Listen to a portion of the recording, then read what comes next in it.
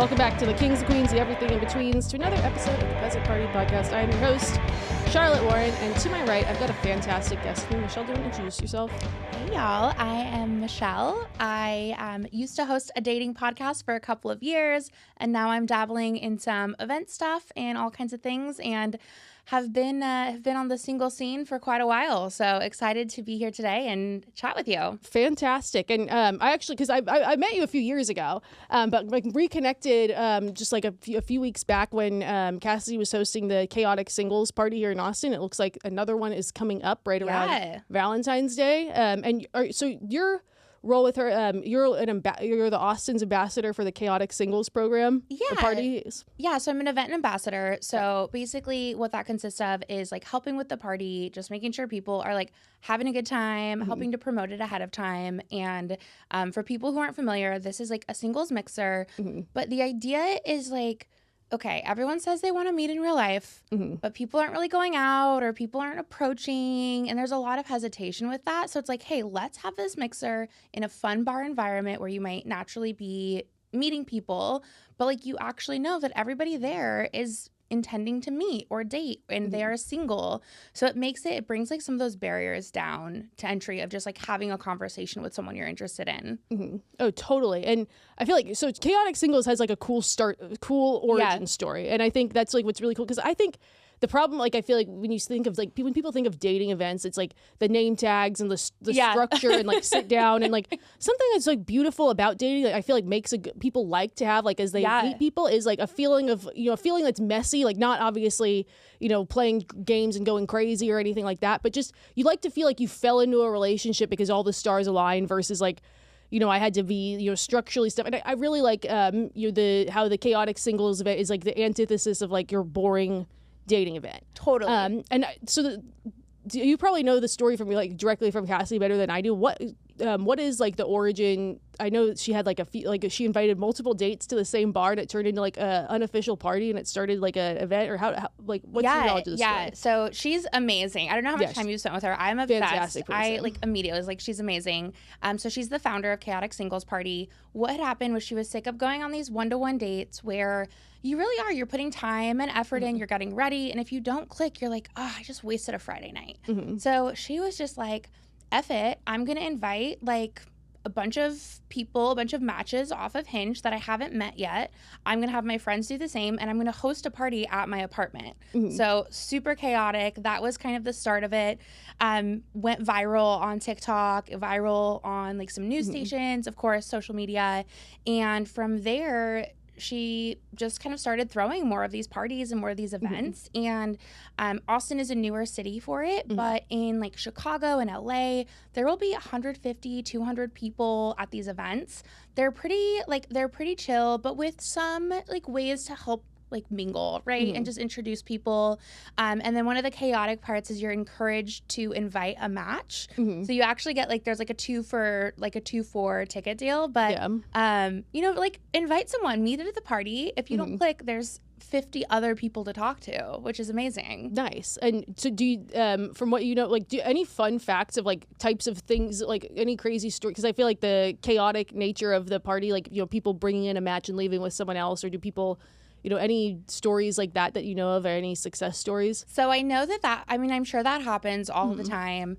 I want to say, I don't know the exact number, but I think Cassidy was saying she knows at least like 50 couples who have met through these parties that are still together. And I was like, that's amazing. That's showing insane. Something that works. One of the other things is there's like some really just silly, ridiculous activities that people do. So people like be doing push-ups or like dares or things like that, that again just like helps people let their guard down. Right? We're here to meet, we're here to mingle and show our personalities. Let's like take it down a step and not be a walking resume or something. Totally. And I feel like like a lot of when you see dating events in movies, it always like looks like that, or even just the ones that are a bit more formal, it's like the big cheesy name tags and stuff like that. I mean, I guess it makes sense right now, but you think of like I think of the episode of Parks and Rec where it's like Ann Perkins is going to, I love what Cassidy's doing. I'll have to go watch that because I have like a vague flash of that, but I'll have to go watch it. But yeah, it shouldn't feel like a networking event. Yeah, it should feel like fun and more natural, like you said, or like to gauge if you actually click with somebody. Mm-hmm. No, absolutely. And what is kind of the typical, like if someone, would I fit in at Chaotic Singles, or asking themselves that, what is the typical demo of attendees? Yeah. Anything specific to Austin, knowing we've got an event coming up? Yeah, totally. So the event coming up, this next one will be at Holy Moly, which is fun. You don't have to play mini golf, but there'll be like some specials on that. Demographic wise, it's really more for people like late 20s, early 30s, who again they're either kind of over the apps, or they're just not finding that they're meeting enough people, right? Because they don't have time.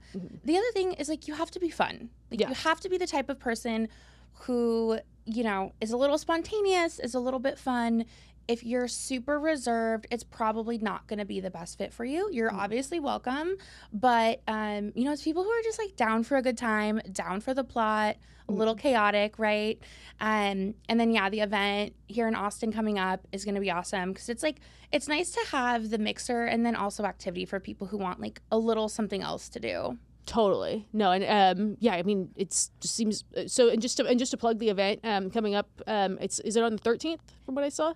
No, it's actually Friday the 7th. Okay. February 7th. Okay. And then I don't have March dates yet, but there will be a March event. So if people follow me, I can send that. Nice. So is it Holy Moly? What time? It'll be I get there early, so it's it'll be 8 to 11. Awesome. And then where do you sign up? Where do you go? Is it Instagram, or where should people look? Yep. So you can find the link on my Instagram, or there's Chaotic Singles Party Instagram, and then I'll also send you a link to include in like show notes and everything like that for people. Fantastic. And is there like a calendar and stuff too? Like if people can't make it to this one, they can follow along for the next? Yeah, definitely. Awesome.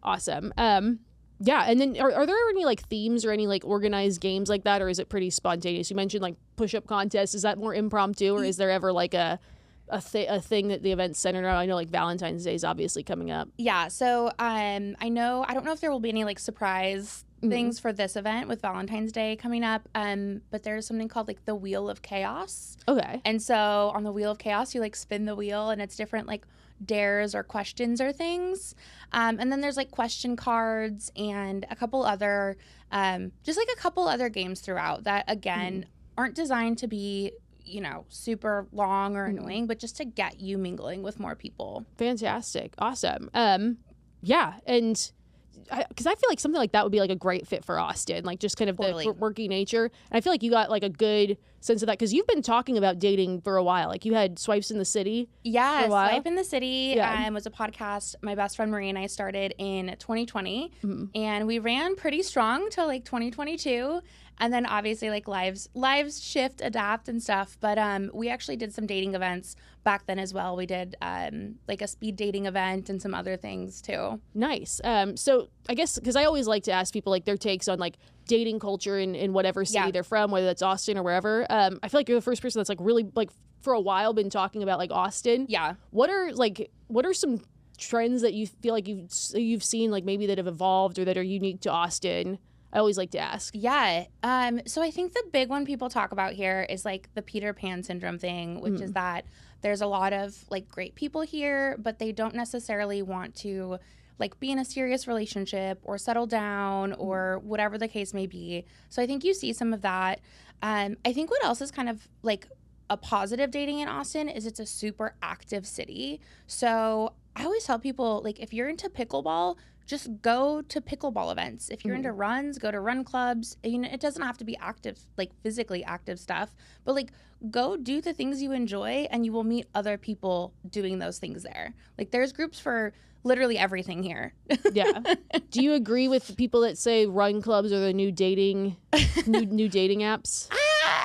I don't know. I don't know. I was supposed to go to a run club event on Sunday and I bailed on it, to be completely honest. So I'll have to let you know. I do think people do want to meet out in like the public, but I also don't think people are comfortable approaching people or asking them out really. So it's like even if you see someone you like are attracted to at a run club, you don't know that they're single. You don't know that they're interested. You don't know kind of what their vibe is. So I think it's still hard to approach them unless you're just like like I'll talk to anybody. I'll talk to any stranger. But Totally. for most people, it's like not like that. It's an interesting, I don't know if, like, I don't know what a paradox is. I feel like I hear people say the word paradox. I feel like it's a paradox of sorts. Yeah. You know, just like people want to meet in person, they don't want to approach. But I get it. Like, people don't want to, you know, your third space, it's a safe space to like enjoy things. Like, you didn't, you didn't come to be you don't want to be the person that like yucked somebody's special safe place. Yeah. And I think that if you are that person, that is a good thing. It means you're empathetic and care about people's feelings. So if that is you, that is kind of, you know, the first thing in your mind is, I don't want to make someone uncomfortable. Like, totally. See that as a good thing. But yeah, I guess okay. Another random like dating advice question. What do you think, if you see someone attractive, you know, at a bar, some social setting, but not necessarily that you have some sort of established like mutual connection, what is the best, you know, I don't want to say pickup line, but way to approach someone? You know, how do women like to be approached? Maybe what are ways like women could approach men? I'm a big fan of like, I think it's just like fun when I would be like, you know, single, I thought it was kind of fun to go approach people. So I'm all for that. But what do you think is best? Yeah. So, and this is always kind of people, it depends, right? Some people are like, I don't care who you are. Don't come and talk to me. You're a stranger. Like, some people are going to have their guard up. So I think one is like, be aware of kind of how someone is carrying themselves. If you do want to be approached, be aware of like how you're existing in the bar, right? If you're sitting at the bar, head down on your phone, people probably aren't going to want to talk or think you're approachable. But if you're there, you're open, you're like kind of making eye contact with people, you're showing that you're more like open to engage. And I think like I just start conversations with strangers. So if I see that they ordered something, I might ask about what they ordered. Or if I see, like, if I'm at Frasier's and they're looking at the menu, I might just be like, oh, do you need, like, recommendations? I'm here all the time. Just something really simple. I feel like the whole, can I buy you a drink, has kind of, like, aged out a little bit. I mean, granted, if anyone wants to buy me drinks when I'm out, please do. Yeah. But so I think it's more of just like an open-ended question or, you know, a compliment even, but without making it too forward, which is hard. So I think, it's, you know, or I'll compliment someone's shoes or their jacket or something. Be like, hey, that's a sick jacket. Yeah. Right? Like, wear the thing that starts a conversation. Like I love the that. favorite sports team, ask about people's, you know, whatever they're wearing. Like, I think that's always like a conversation starter. Not necessarily the shirts you get from the boardwalk at, you know, whatever vacation destination, but, you know, you've got something, a band, like, do that, I think is always a good idea. Yeah. I like that. Yeah, definitely something that's a conversation starter. Sports is an easy one, right? Most people will talk about their teams. But yeah, I love that. Nice. Yeah, and I guess I'm trying to think of how I want to phrase this question in a way that's like understandable in like one question. What is dating, like popular dating trope or like trend that you feel like is more overplayed than it is? Like, I feel like, because maybe I say this because I'm on TikTok way too much, but like, you know, people being like, I don't know whether it's like something, you know, gaslighting or like ghosting, or like, you know, if he wanted to, he would, like any saying or catchphrase or ism that you have beef with, and why? I think, like you mentioned a couple of them. I think ghosting is one. I think people don't necessarily understand what like ghosting truly is, right? I probably agree with you. If you're just chatting on the app and they stop responding, you've never met in person, I don't consider that ghosting. If you go out and neither of you reach out after that first date, I personally don't consider that ghosting. If you've hung out a couple of times and they literally just stop responding to your messages, like that is more along the lines of what I really consider ghosting. But I feel like people just are like very dramatic about, oh my God, this happened and I got ghosted. And it's like, that person doesn't actually owe you anything. Yeah. And I think that ties into the like, if he wanted to, he would too, where it's like, I think sometimes we have to be more realistic about our expectations of people. Especially again, if you haven't met, they don't really owe you anything. Obviously there's like common decency and respect, but at the end of the day, like, life happens, stuff comes up, people are busy. So I think people get a little too into like how important their time is without thinking about the other person has stuff going on in their life too. Oh, totally. Like, I mean, I feel like every woman's been on the receiving end of like it's like you have your phone down because you're getting work done. It's like question mark. It's like, yeah. Do you think I don't have like a job or shit to do? Like, and then you know, they talk about like how much, you know, how important they are and like how busy they are. It's like, well, wait a second, like, I don't know. Yeah, it's like, I mean, mutual respect. I think the other thing I would say is like, I think I'm probably a little bit older than you. I don't know, but I feel like with TikTok, a lot of people are kind of doing things for the content a little bit more than being authentic. And I think that does impact dating and how people show up. Like, there was a trend a while ago where women were like going through men's bathrooms and like filming their bathrooms and putting it on TikTok or something like that. And I'm just like, that's nuts. Like, that's crazy, right? That's crazy. Like, you have to remember this is a human and they didn't consent to this like content, which is hilarious as we're here like on a podcast recording content. But yeah, I agree with you. I think that people just need to like be a little more realistic. Yeah, like in TikTok, it's like if you can make your story sensational enough with enough hooks and make it go over a minute. Like the girl, like, do you remember that like West Elm Caleb trend? It was oh my god, on TikTok. It was the guy, he worked at West Elm and apparently he was sending a bunch of girls the same playlist. And I look at it, I'm like, because I've gotten those sort of like, you know, the guy where it just seems like, oh whoa, like they have a lot of nice things to say. Like, whoa, there's like, I don't think this guy did anything that wrong. Right. Like, but it was just the way the woman who like was the first one to come up with it, and she quit her. She's like a big full-time influencer now in New York, and it's because of this dating story. And I also have noticed too, like I feel like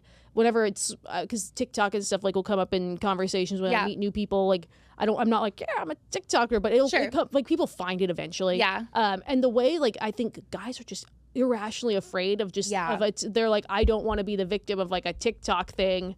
Yeah. And it's like, because like I don't make like but I mean I yell, but you know, in other ways, but yeah, like it's interesting because it's kind of changed. Like everyone feels like there's an audience to their date. Like it's like not just the other person, but it's like, because of course like people are also like, oh my god, they're gonna show their friends or like share this crazy story back, and I'm gonna look like a crazy person. Like it feels like people are almost dating for an invisible or non-existent audience. Yeah, and we're all star of our own movie and stuff like that. Yeah. And I feel like, and some people are out there doing that. And I think, when I, like back when we had the podcast live, I would meet people, and as soon as they heard podcast, they'd be like, oh, am I going to be like, are you going to talk about me on your next episode? And I was like, not unless you do anything interesting. Like, we're having a beer at Lazarus. Like, nobody cares. Yeah, and like, because I've went back and like I've listened to like a bit, and it's like, it was, the most, general, like it wasn't, and but I think anyone here is like podcast, I don't know, like any sort of like public persona, and like some people aren't into it, like I don't know, but people definitely, but because people do that too, right? So it's just, and again, I think we're like the victims of adding our own barriers to dating. Like we keep adding all these layers, and people get more closed off, and then it's just like, I don't know, people just gotta chill and like take a little more risk in just saying hi to somebody or going somewhere by yourself as opposed to with like the girl gang. Like there's so many ways to just be more open to connection. But I think people are getting more and more closed off, unfortunately. Yeah, no, for sure. Where are some things that places, new up and coming ish type places you could name, like specific Austin places or just kind of in general that you think are like, I know we've talked about like, sports, like when, your team's playing or something like that, like where the Chaotic Singles event's taking place, like any new like kind of places that just stand out as like a good place to meet people? That's tough. I feel like it's always tough, right? I think the biggest thing is going somewhere where you're comfortable. And then I do think like if you are a pickleball person, going to pickleball meetups, if you're a runner, and those are just two obvious examples, but even like Dry January, there were a ton of really, really cool NA events, and like there are a ton of people there that have that same mindset or focus or curiosity where you could go to those events and meet people. So I think there's a lot in Austin, even outside of like the fitness space. In terms of like bars or places to meet people, that one's a little bit harder because I think it totally depends on the vibe that night with how Austin is. Yeah. It's like wherever the night takes you. Yeah. Sometimes. And like some of the most fun places, some nights you walk in and you're like, where are the people? Oh yeah. Well, I also just because I don't come downtown as much as I used to. I used to just be like, all the time, and like every time I come downtown, I'm like, where did that building come from, or like where did that new place, like, or just even being on like TikTok and like having people be like, oh yeah, Latchkey and Lucky Duck, like talking like the way people talk about those bars, or the way like we were talking about like Buford's many years ago. People are like, Buford's, that's where the college kids are, and I'm like, what the fuck? Like where? Like it's all like it's changed so much. I feel like, and I just just go more south now usually, and like it's crazy. Yeah, I definitely a lot of the people I know are migrating south, so we're like exploring new places down there. But so far it's been like, I don't know, suburbs. So it's totally you're not necessarily meeting people unless you start like a singles club in your neighborhood or something. I don't know. I haven't cracked that one yet. Exactly. So I always like to have the guests help answer some questions, and I feel like you've been an expert with this sort of thing. So I'm super stoked to have your take on some of these letters. So love a mail, email. What do people mean when they say someone has no personality is the subject line. My female coworker recently asked if I, 29 male, be open to being set up on a date with her college friend, same-ish age, who'd moved to the area. My coworker shared ahead that her friend definitely wasn't in a rush to get into anything since she's so new, but that's more than okay with me where I'm at now, and would honestly guess that's one of the reasons my coworker thought of me in the first place. I'm always happy to meet someone new and see what happens without expectations. Anyway, I went on the date. The friend was cute, perfectly nice. Wouldn't say we clicked, but would have been open to getting to know her better or seeing her again if she were up for it, but didn't get any indicator of that, so I didn't push.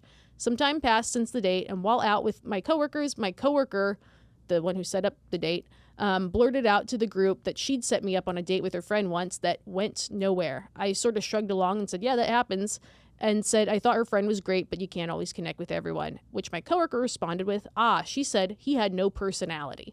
Or she told me he had no personality. I think I made a face because my coworker continued saying, it surprised me too, because you definitely do, but I also see you every day. No hard feelings to the girl, like can't please everyone, but this is a pretty unique piece of feedback, and I'm wondering what to make of it and how much stock to put into it, if any. When I hear no personality, I think of a person who doesn't say much about anything at all, and that's not me on this date or in general. Is there a different meaning of no personality that I'm not aware of, or does it mean something different in the context of dating? Damn. Any initial thoughts there? I mean, first of all, I would be crushed if I heard that feedback. I don't think it would. Again, I don't know that would happen. Usually, it's the opposite. But I think that just comes along to like one, maybe expectations. So if that person expected to show up and have him be like loud and boisterous and a specific personality type that maybe she's used to dating. I don't know where she's from, but like let's say she's from like the East Coast or something and she's used to just like a different type of personality. I think it's also something people use as a cop-out if they can't really identify why they didn't connect with someone. Sometimes it'll just be like, oh, he was nice or they were nice. And I think no personality falls into that. But I'm super curious your take too. Yeah, because first, have you ever heard any, like when you've heard someone just be described as having no personality, like have you ever like described someone that way? Because the only context I think of that is like I think of it in professional settings to mean like someone who doesn't have a backbone, like someone who's trying to play all teams and it's kind of like you're trying to be friends with everyone, and now everyone hates you for it, but in the worst possible way. Or it's like the person where it's like I've known them for years, but I still feel like I don't know them, like the fringe guy in the friend group. But I've never like someone I would be having a date with one-on-one. Like you would get some like I just don't know that I would use that phrasing, especially like you can't get that much of a sense of someone's personality on a first date. So I mean, the thing I got the most out of it was like, because I feel like for women, like to give all the gentlemen like setups by female friends are kind of a weird thing. Yeah, that's true. Like I'm kind of like, if I've ever been set up, and I don't know like what the situation was, like to me like this sort of screams like smug married woman trying to like play checkers with her friends.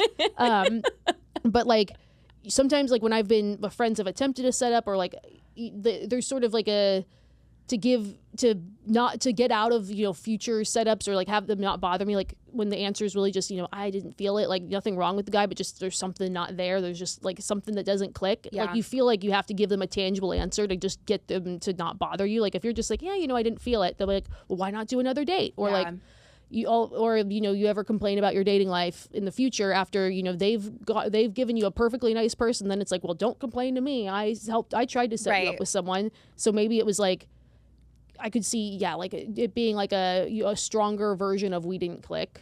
Yeah, I think I could see myself using that and I've had this happen a couple of times where I've been on like a first date, usually, of course, like an online date, whatever. And if I'm really trying to engage with them and like asking them questions and they're giving one-word answers or not really responding, not asking me questions back, I feel like that's something where I would say like, no personality in the sense of not engaging. But I mean, it doesn't sound like that's what this guy was doing. So I think she probably just, like he said, he didn't really feel a spark. This is probably her way of saying, I'm just not interested. And it just, because of how it came across, probably came across that way. But he's probably doing fine. I have no doubt. Like, because I mean, it seems self-aware and positive, and like I think I kind of get the reason I kind of get like smug married woman vibes. I'm very like, you know, the keyword here is smug. Not we love our married love married women, but like the keyword is smug, where it's like just things where it's like your friend moves to your city, your friend from college, like, and your thing is like, I'm gonna go set you up on a date with my coworker. Like you would think like your single friend moves to your city, like why wouldn't you say like, okay, we're gonna go out with a group of friends or something, like here's some single friends, like, you know, maybe have them bring some single dudes, but then it's like, go on a date, I'm gonna set you up on a date with my coworker, and then you're blurting this out at a work event. Like it just feels very like, you know, I also think too, because he mentioned like what's it like, this is probably why she thought of me, because I'm just kind of like, you know, open to whatever. Like did she sell, I feel like sometimes just married people in general, they view like all single people as just like having, you know, Tuesday nights we're going to concerts and all of that. Like did she oversell him as like this fun party person to get her out of a rut? He showed up acting like a perfect gentleman because that's what you do on dates. And then like, I don't know, like I feel like, I don't know, female setups are like very interesting, like behind the scenes. I think to your point too, if someone's new to town, I'm absolutely organizing like a group event versus, hey, you should go off one-to-one with this person. I don't know. That's an interesting one, but I think he probably did fine. It doesn't, I'm sure his personality's great. It's probably like no one can get a sense of your personality. On just like one day. And people can mask and have a completely fake personality for the duration of a date too. So at least it's not that.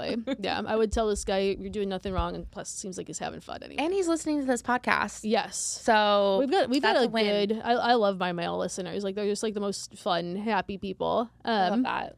50-50 female-male split, and I'm very proud of that. Mostly, you followed The Bachelor. There was the recent Bachelor couple, Matt James and like Rachel, like she won, but they said, you know, we're not going to do an engagement, or we're going to be in a long-term relationship. And they've been dating for 4 years. I think she's 27, 28 now. He's in his 30s.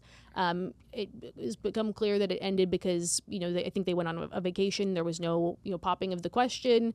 She would like to get married. And it just kind of has, that's sort of kind of like boiled over as like a pop culture news. But then of course TikTok people are, you know, going and sharing their own stories like that, where it's like, I just waited and waited and waited. How do I know going into something that I'm not going to waste my time for X amount of years, or like feel like not be afraid the other shoe could drop at any second. I feel like that's the theme of like the next letter, but more around like relationships. Like, do you have any like thoughts on that, especially just because, you know, we've got like a, you know, audience of people that are like, you know, looking to get married. Like, do you have any thoughts on that? On, you know, is there a way to like ease that thought in your mind? Because I'm always of the belief of like, you can't know for sure. Like, that is always a risk that like, but I guess. For sure. Yeah. So I think it's a couple of things. So one is like, yes, at the end of the day, someone could want or say something that could change your opinion, your thoughts, what you think you want out of a relationship or life could change.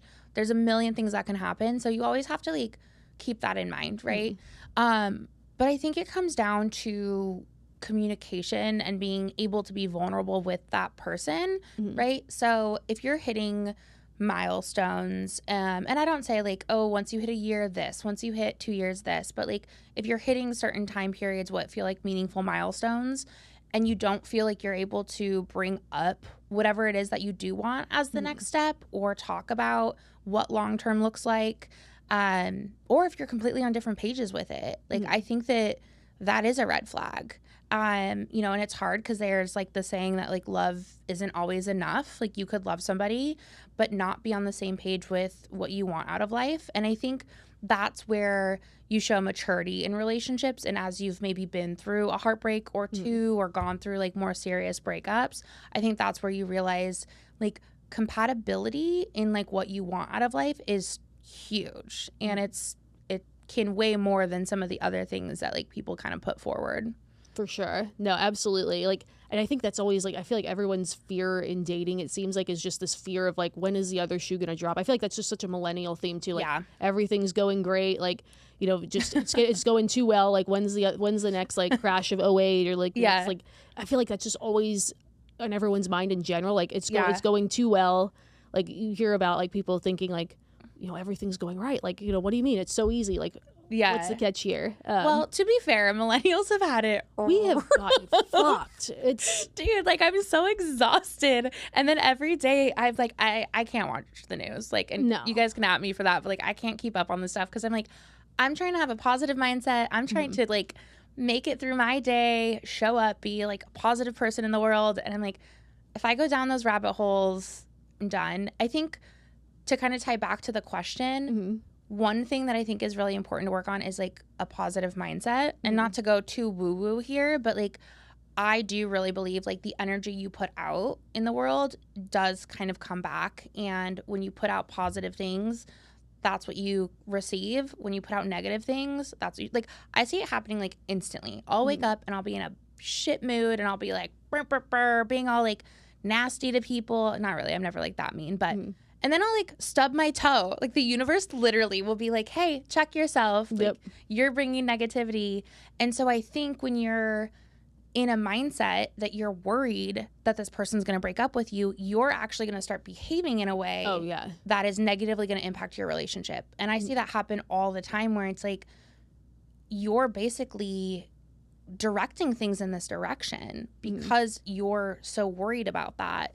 But I think it comes to being like psychologically safe in relationships and trust and like truly being able to communicate what you want or don't want. And that is like hard for everyone. Oh, absolutely. No matter how much therapy you've done, most people are like still not good at communicating. Absolutely. And I think you're going to have great advice for this letter. I pulled this one from Reddit. Sometimes I'll do that because I thought it was a good one. Feeling overwhelmed on Hinge. I think this could apply for any dating app or dating in general. But how to choose sincere ones instead of tricksters. This is not a fishing for compliments situation. I'm just terribly bad at choosing men, or at least I'd have to be with the luck I've had. Not sure what goes wrong or where. My longest relationship was about 4 months. I'm 30 female. I get a lot of interest on dating apps, and I do everything I'm supposed to. I only choose kind people who are consistent in their messaging, want a long-term relationship, and have overlapping interests with me and similar communication styles. However, at the 2nd or 3rd month mark, things seem to fall apart. They start distancing themselves, start rescheduling dates, tell me they're not looking for anything serious, or something random or unacceptable comes up, like refusing to stop hanging out with their ex or something like that. This is regardless of whether or not sex is happening. I don't think I'm a boring person. I have active hobbies that guys appreciate, and I'm a good, engaged conversationalist and have a stable, respectable career. People I trust have said they don't understand why things don't work out for me. I also have good hygiene, LOL. I said hygiene weird. Hygiene, LOL. In case some of you mentioned that, I'm in good shape. I'm an active participant in dates. Anyway, I am overwhelmed on Hinge. I'm talking to 3 guys consistently, and there are at least 5 more in my likes I'd like to get to know better. I don't know which one will end up leaving me versus want to build something more. How can I tell? And should I try to talk to everyone, or just wait till things fizzle out with guys I'm currently talking to? Oh my God, there's so much to unpack. There's a loaded question, yeah. The first thing that comes to mind is this person is trying to framework and checklist dating. And in my experience, that just doesn't work. Like, yes, you should have your, like, the things you care about and your non-negotiables and stuff like that, right? Like, yes, have standards.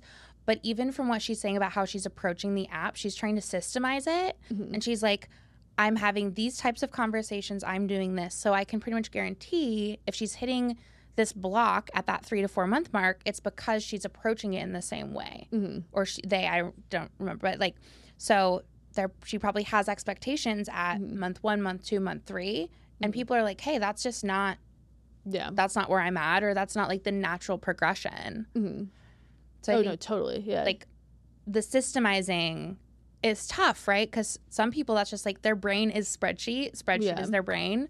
But I think that's one of the reasons she might like see this pattern repeating over and over. Totally. It's like, data is art, not math. There's no right or wrong answer to it. If there was like a way to scientifically math it out, we wouldn't have so many dating podcasts and dating influencers and all of that. And it wouldn't be this fascinating thing that everyone talks about if there was like a clear cut and dry answer. I think the other thing I noticed too is just it seems like the big criteria she's looking at is, does it seem like they like me versus do I like them? Yeah, that's a good point. Yeah, like I think like because that in general, like when it's, you know, yes, like sure, like everyone's always like, well, I like them enough to like be here with them, but if the first criteria is like, do they like me, it's kind of like you're looking for signs one way or the other. And I think if you're not going at it from like, I like this person, like I feel like people pick up on that, like guys pick up on that, like you're just asking different questions when you actually like someone, like you don't care as much, like you're not like, okay, they texted at this time, like I gotta, you know, I don't want to look crazy. Like if you really like someone, you don't give a fuck about. You're like, whatever, I like it, I'm in. Double text. Exactly. Hey, you're gonna wake up to 8 reels. Yeah, exactly. And like, and I think when you really like someone, you're like, people either pick up on it and they know that you're serious. They see that you're serious and they match that energy, or they'll let go sooner. Like they might, because I feel like something like I feel like guys are like almost overly like no guy wants.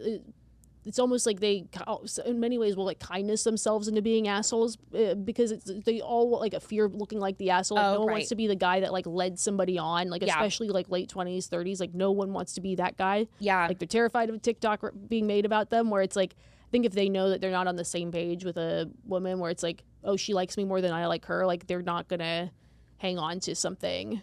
Yeah, but if it feels ambiguous or a gray area, they might be like, oh, cool, she's, you know, it's whatever for her the same way it is for me. I think that's so true. I don't know if you listen to Jared Freed. I love him. Oh, biggest fan. Yes, obsessed. But he talks about that with himself because he's like, hey, I'm the average guy. Yeah. Besides, you know, being an influencer, kind of semi-famous, famous, whatever. But he talks about, I don't want to be the asshole. Yeah. And this ties back to what we talked about earlier about being blasted on TikTok, being blasted on Instagram, and people are doing it in such a way that it is like, you can ruin somebody's career just by, you know, you had a bad experience with them. And to me too, this like message reads like, one, burnout on apps. So try something else. Yeah. Take 3 months off the apps. You don't want to be there. You don't want to be having these conversations. You're not enjoying it. It's not fun. Yeah. Like when I'm actively dating and I feel myself being like, ugh, like I don't even want to look at Hinge. I just like delete it. Yeah. This isn't serving me. So I think, you know, advice, this person discovers this, right? Definitely like get off the apps. Go do stuff you like. Yeah. Go be out in the world to whatever degree that you can. Or even like online communities. There's a million ways to just like go exist in spaces that are more natural for you. But also like this also is an insecurity of theirs, right? They're afraid the shoe's gonna drop constantly. That is something that like you can only work on yourself too. Yeah, and it's like, because that fear is always there. Like, I remember, like, I was terrified of 3-monthers, like, for a while. Like, I remember vividly, like, saying, like, 2-3 years ago, like, I don't want another, like, I can't do this. Yeah. I can have one bad date's, like, whatever. Like, or just, you know, date that goes nowhere. But it's, like, that's when it's, like, you're excited about someone. But then when I think back to those, I'm kind of, like, I think I was doing do they like me more than do I like them? Because it's, like, there's no, like, looking back, there was like not the same heartbreak, but it's like more of, you know, going all in for the person that you're actually excited about. I think it just, they'll either go away quicker and you lose them earlier. So it's not this, you know, 3 months of your life that, you know, that's 3 months of your year. Like, or it's like they realize that you're in and then they're in versus like, you know, are they half in, half out sort of thing. Yeah. I think the other thing with that, I just lost it. I don't know. Yeah. It'll come to me eventually. Yeah. I think also too, just like, because I'm not a fan of like the like, what are you looking for, like all that stuff. Like, and I think people also just, no one really has a good answer for that. It depends. It really depends. If you meet someone amazing, guarantee you or that you click with, like what you're looking for can change in an instant. Yeah.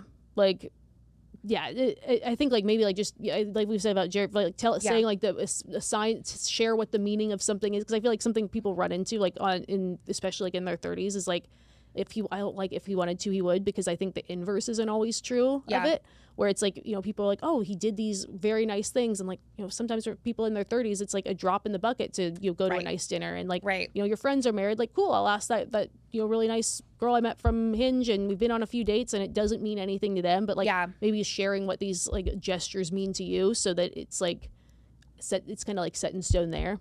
Yeah, that's a really good point, because things like for me, I'm super, super social. So I think for some people, meeting friends would be a big deal.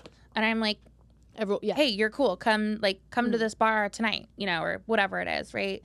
So I think that's a really good example, right, of what is actually, hey, this is like a big meaningful gesture, and like this is just like how I operate in the world. Yeah. Because that can be, someone might be like, oh my God, like a weekend away, and this person's like, I don't know, I just travel every weekend. Like, it's not a big deal. Yeah. No, absolutely. Oh my God, you're very good at answering these questions. I love it. Yeah, I know we're coming up on time, but I want to do like a last plug for the Chaotic Singles Party. Chaotic Singles Party is an in-person event. It takes place in Austin as well as other cities, so Chicago, LA, I think Miami has some events, and basically it is a big mixer, fun singles, late 20s, early 30s, people who just are excited to meet new people, get out into real life and connect. So people can follow my Instagram, which is mcraigatx, and I'll be posting all of the like Austin events coming up. Definitely follow Chaotic Singles Party on Instagram. That's where you'll see all of the events. So if you have friends in Chicago, if you're going to be in LA, definitely check out some events in other cities too. Why not, you know? Do it. Yes. And I think like Tinder sometimes sponsors them and stuff like that. Like there's like sponsors from like really like random like good like hard seltzers. Like I feel like every time I look, I'm like, oh whoa, like this is like a lot of sponsors. Like people are really behind these. Definitely. So, yeah. And I think like my thing would be, if you've been to other dating events and you're like, meh, come check this out. It's a different vibe. If nothing else, you get to hang out with me, and I'm a great time. I agree. No, you've been a fantastic guest. And then, and we can get, but Swipes in the City, is that, are your episodes pretty evergreen where if people wanted to go back and listen to them? Yeah, cool. You definitely could. A ton of the episodes are evergreen. Like most of them aren't really like pop culture or anything. So cool. I think a lot of the advice still stands. So on Spotify and other major listening platforms, swipe N, like the letter, the city. Go check it out. And I would love to hear feedback still on what you think. let's get you some new listeners. I love it. Yeah, there's like, I think 100 episodes, so there's plenty to listen to. Sweet. I'll listen to some on the car ride home. I love it. Yeah, I was listening to a few. It's really good. Awesome. Yeah, well, thank you so much. Yeah, thank you for having me. Fantastic. And to everyone else, we'll catch you later. Bye.